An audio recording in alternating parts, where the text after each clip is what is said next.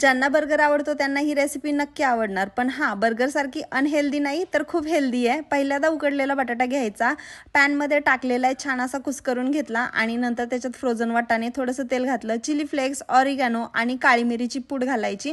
त्याचबरोबर मी इथं स्वीटकॉर्न घातले, छान परतून घेतलं। सॅलडमध्ये मी कांदा, टोमॅटो आणि काकडी घेतलेली, छान अशी बारीक चिरून घेतली। आता सॅलड तुम्ही तुमच्या आवडीनुसार घेऊ शकता। एक चपाती घ्यायची, त्याच्यावरती मेयोनीज, केचप घालून छान असं मिक्स करून चपातीवरती सगळीकडे लावून घ्यायचं।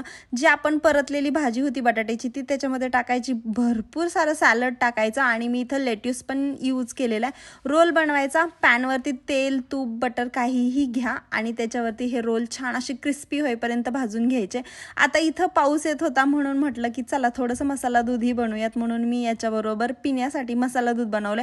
मस्त रेसिपी, एकदा नक्की ट्राय करा। एकदा केली ना तर तुम्ही सारखी बनवाल याची गॅरंटी। कशी वाटली रेसिपी कमेंट करून नक्की सांगा।